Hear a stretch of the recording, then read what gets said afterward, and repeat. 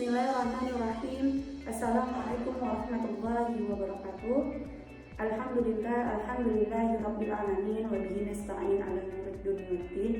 Assalatu wassalamu ala asrofil anbiya'i wal mursalin wa ala alihi wa sahbihi ajma'in. Rabbi shrah li sadri wa yassir li amri wahlul 'uqdatam min lisani yafqahu qawli. Amma ba'd. Yang kami hormati Ustadz Fuud Fuadi selaku dosen mata kuliah kewirausahaan, dan juga yang saya hormati dan banggakan yaitu teman-teman sekalian. Baik, perkenalkan, di sini saya dari kelompok pertama yang terdiri dari saya sendiri Ridan Pratiwi dan juga teman-teman saya Razid Ahmadi, Titin Murniati, dan juga Lutfi Kalimatul Nasihat. Baik, pada kali ini kelompok saya akan membahas tentang tema kreativitas dan inovasi. Selanjutnya yaitu di sini kami akan membahas tentang pengertian prinsip-prinsip inovasi dan juga tips dan trik serta kisah inspiratif. Langsung saja. Baik, pada kali ini kelompok saya akan membahas tentang tema kreativitas dan inovasi. Nah, perlu kita ketahui terlebih dahulu kreativitas itu apa. Nah, di sini saya akan membahas tentang kreativitas dan inovasi. Kreativitas itu kemampuan yang memiliki daya cipta atau memiliki kemampuan untuk menciptakan.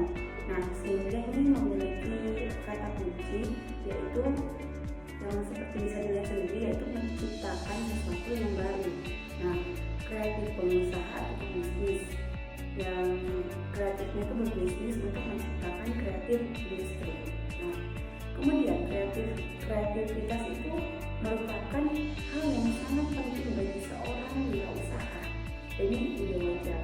Nah, wirausaha akan menghadapi medan persaingan yang ketat, sehingga harus kreatif dan tidak mudah mati akal. Maksudnya tidak mudah tidak dapat berpikir untuk ide-ide yang kreatif.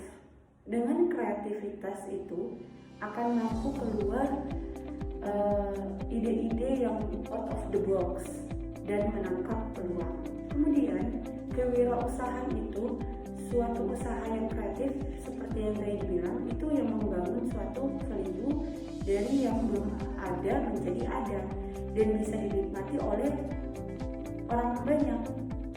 Nah, dari beberapa konsep itu ada 6 hakikat penting dalam kewirausahaan, yaitu kewirausahaan itu suatu nilai yang diwujudkan dalam perilaku yang dijadikan dasar sumber daya, tenaga penggerak, tujuan, siasat, kiat, maupun proses dan hasil bisnis. Terus kewirausahaan ini juga suatu kemampuan untuk menciptakan sesuatu yang baru dan berbeda seperti yang telah dijelaskan. Nah, sesuatu yang proses penerapannya itu kreativitas dan inovasinya itu dalam memecahkan persoalan dan menemukan peluang untuk memperbaiki kehidupan. Kewirausahaan ini itu suatu nilai yang diperlukan untuk memulai suatu usaha dan pengembangan usaha, dan suatu proses dalam mengerjakan sesuatu yang baru dan sesuatu yang berbeda dan bermanfaat, memberikan nilai lebih. Nah, jadi usaha menciptakan nilai itu menambahkan jalan mengkombinasikan sumber-sumber melalui cara-cara yang baru dan berbeda gitu, dengan adanya atau dengan bertujuan untuk apa? Untuk memenangkan persaingan. Nah, nilai tambah ini itu dapat diciptakan dengan cara apa? Dengan cara mengembangkan teknologi yang baru, menemukan pengetahuan yang baru, kemudian menemukan cara baru untuk menghasilkan barang dan jasa yang lebih efisien seperti itu, dan memperbaiki selanjutnya prinsip-prinsip kreativitas. Nah, pemikiran kreativitas ini kreatif ini harus memiliki mode kreatif dasar. Jadi dapat membantu menyelesaikan masalah untuk menemukan solusi. Jadi berpikir kreatif itu memiliki banyak manfaat bagi kita semua, bagi manusia yang ada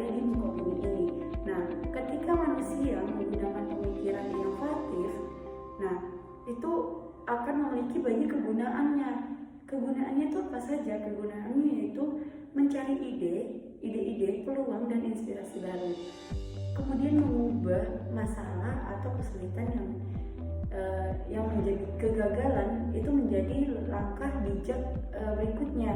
Jadi setiap kegagalan yang terjadi itu bukan berarti akan menjadi gagal terus, tidak. Karena di kemudian hari itu akan menjadi kesuksesan yang tanpa kita ketahui sendiri sesuai dengan langkah bijak yang kita ambil.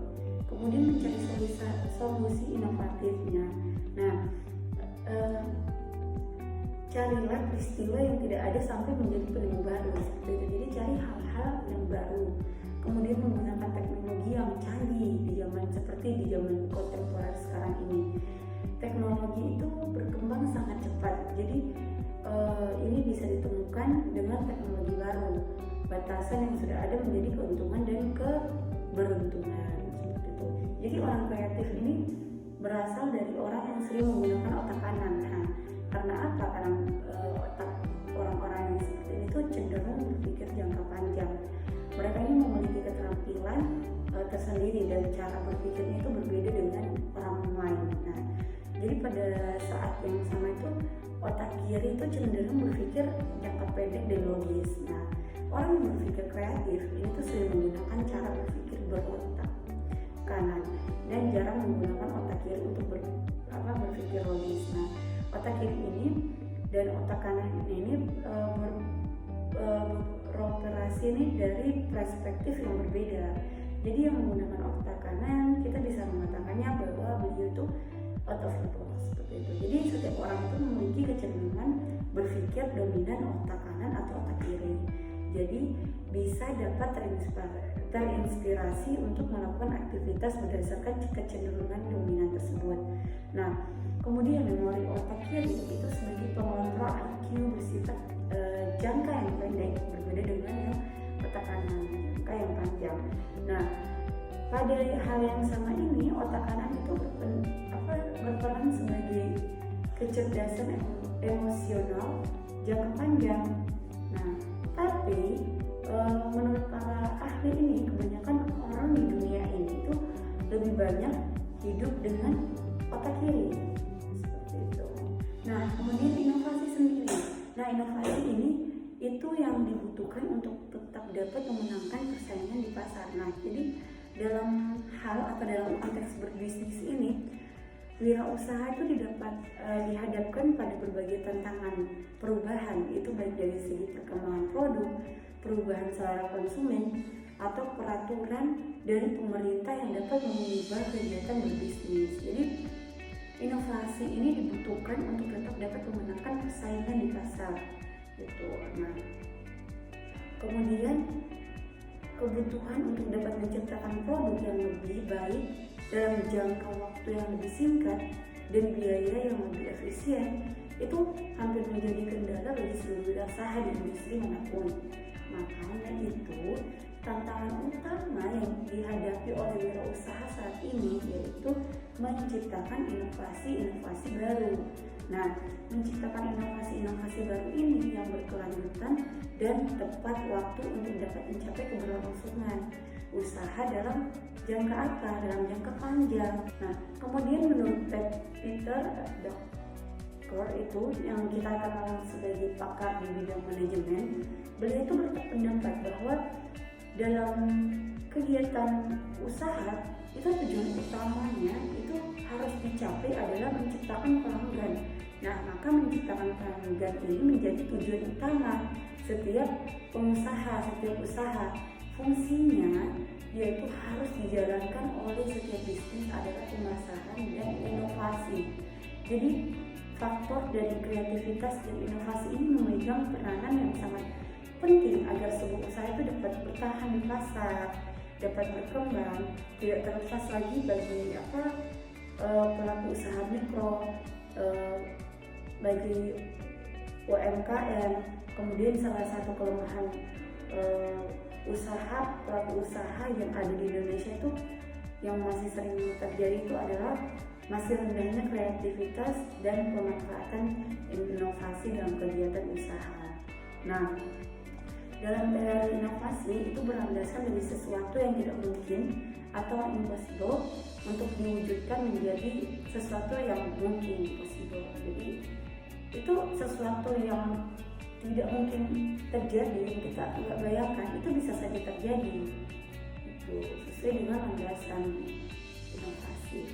Kemudian ada faktor-faktor pendukung keberhasilan penerapan inovatif, yaitu kita ada 5, itu harus berorientasi pasar, terus mampu meningkatkan nilai tambah perusahaan, punya unsur efisien dan efektivitas, harus sejalan dengan visi dan misi perusahaan, harus bisa ditingkatkan lagi. Jadi pada intinya tuh semua tergantung dari pelaku ini harus memiliki niat yang benar-benar mampu meningkatkan nilai tambah perusahaan, terus bisa ditingkatkan lagi dan harus sejalan lagi dengan visi dan misi perusahaannya itu. Nah, dari jenis-jenis inovasinya itu yang dapat saya berikan itu ada inovasi produk, inovasi marketing, inovasi proses, teknikal, dan administrasi. Mungkin itu saja yang dapat saya sampaikan mengenai kreativitas dan inovasi. Mungkin selanjutnya akan disampaikan oleh teman saya yaitu Saudara Titi, kemudian akan dilanjutkan oleh Saudara Razik dan juga Saudari Lutfi. Terima kasih. Baik, di sini saya akan melanjutkan materi tentang inovasi bisnis. Inovasi bisnis merupakan kegiatan penelitian, pengembangan, dan cara atau perekayasaan yang bertujuan untuk mengembangkan penerapan praktis nilai-nilai dan konteks ilmu pengetahuan atau cara baru untuk menerapkan ilmu pengetahuan dan teknologi yang telah ada ke dalam produk atau proses produksi. Sedangkan inovasi adalah suatu mekanisme perusahaan untuk beradaptasi dengan lingkungan yang dinamis.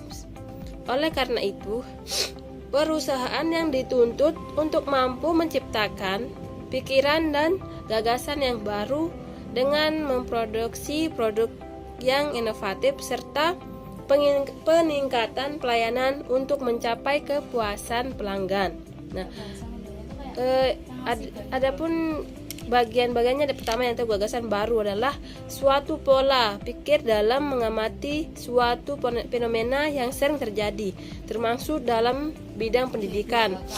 Gagasan baru ini dapat berupa penemuan dari suatu gagasan dan pemikiran, ide, sistem sampai pada kemungkinan gagasan yang mengkristal.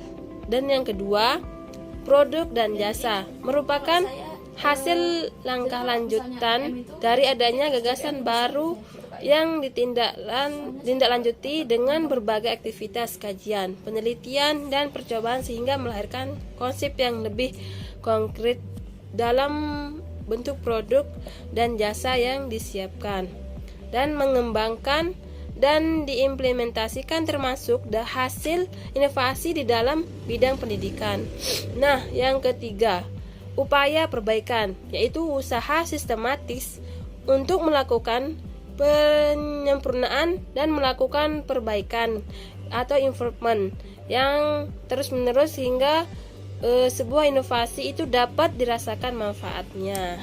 Selanjutnya, karakteristik inovasi. Karakteristik inovasi adalah sebuah atribut inovasi yang dapat membantu mengurangi ketidakpastian inovasi serta menentukan kecepatan seseorang untuk mengelola sebuah inovasi tersebut. Nah, menurut Roger di sini persepsi individu itu tentang karakteristik inovasi itu dapat memprediksikan rate of adoption atau tingkat kecepatan penerimaan sebuah inovasi. Rate of adoption ini merupakan kecepatan relatif sebuah inovasi itu dapat dikelola oleh anggota sistem sosial. Nah, secara lebih jauh, jumlah individu yang mengelola inovasi pada waktu tertentu dapat diukur sebagai tingkat kecepatan mengadopsi inovasi. Nah, 5 karakteristik itu dalam proses keputusan inovasi berada di tahap perselesaian stage atau tahap perselesaian yang penting perannya dalam penentuan keputusan inovasi. Nah, adapun 5 karakteristik inovasi sebagai berikut. Yang pertama, relative advantage atau keunggulan relatif. Keunggulan relatif merupakan kadar atau tingkatan sebuah inovasi dipersepsikan lebih baik daripada ide inovasi sebelumnya.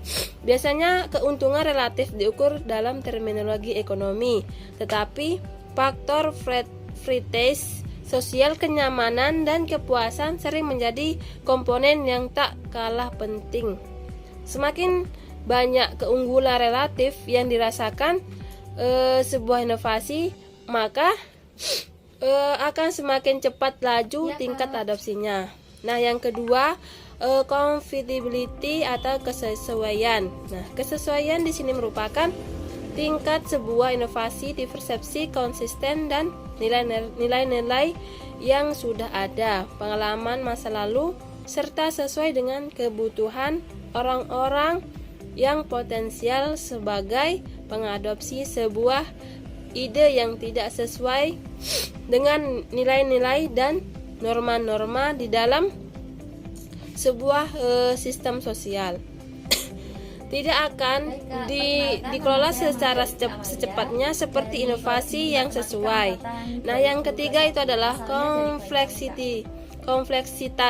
Kompleksitas merupakan tingkatan sebuah inovasi dipersepsikan sulit untuk dipahami atau digunakan beberapa inovasi. Mudah dipahami oleh sebagian besar anggota sistem sosial. Sebagian yang lain, inovasi itu juga lebih rumit sehingga akan lambat diadopsi. Yang keempat ada reliability atau ketercobaan. Nah, derajat sebuah inovasi dapat dieksperimentasikan pada lingkungan terbatas. Secara teori inovasi yang dapat dicoba akan diimplementasikan lebih sering dan lebih cepat daripada inovasi yang kurang bisa diimplementasikan. Nah, yang terakhir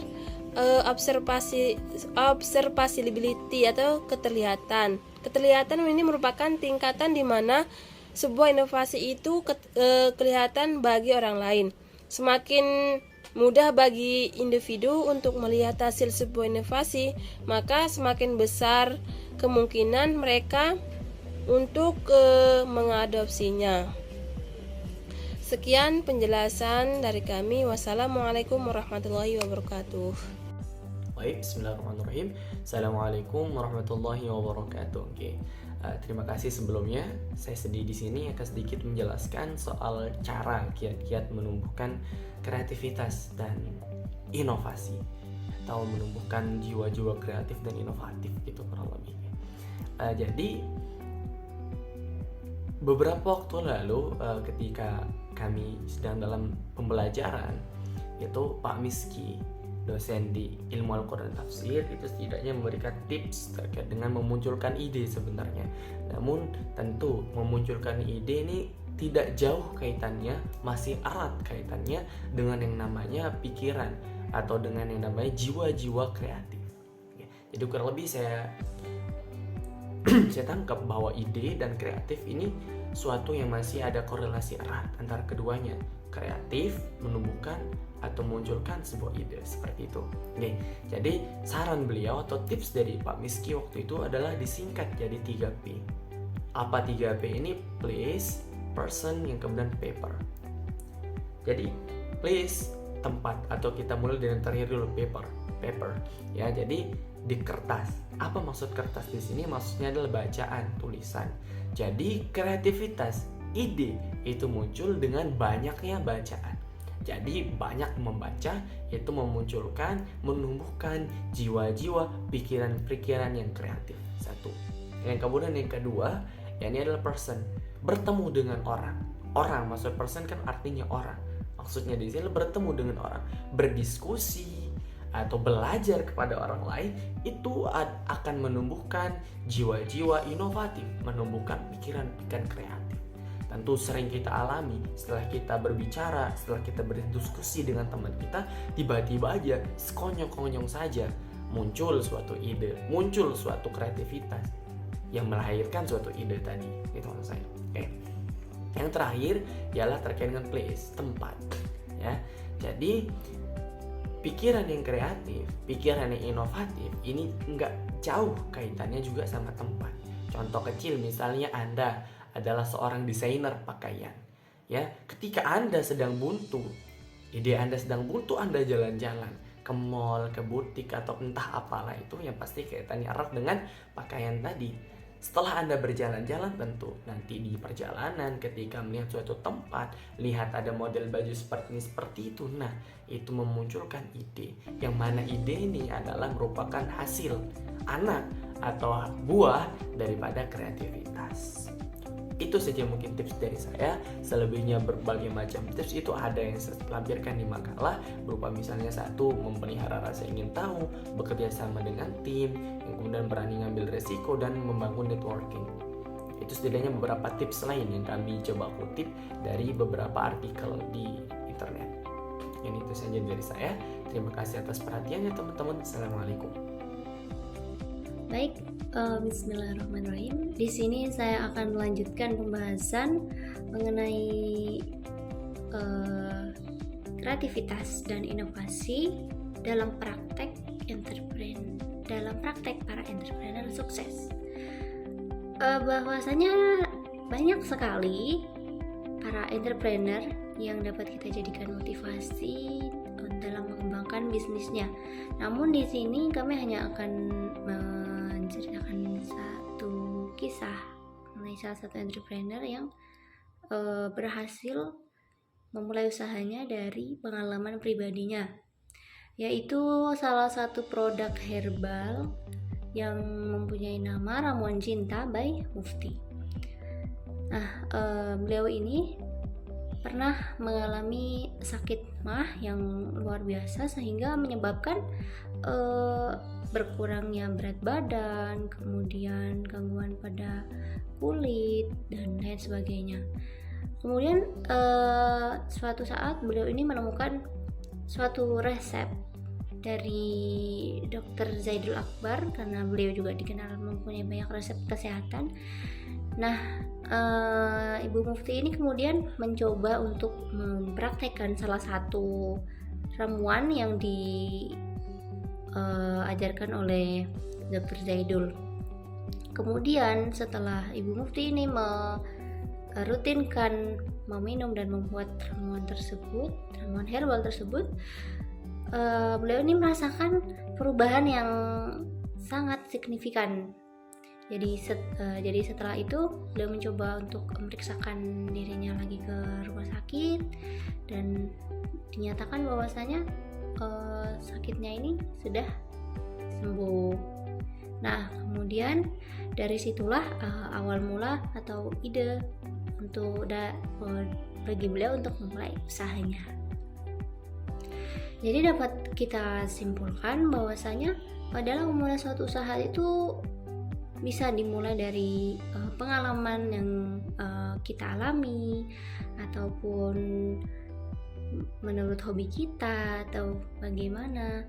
Suatu usaha itu bisa dimulai dari pengalaman yang kita alami ataupun menurut hobi kita atau bagaimana.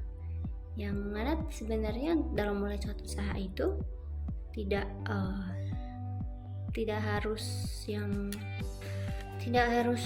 dari hal-hal yang sulit, tapi dapat kita lakukan atau dapat kita mulai dari hal-hal yang kita sukai terlebih dahulu.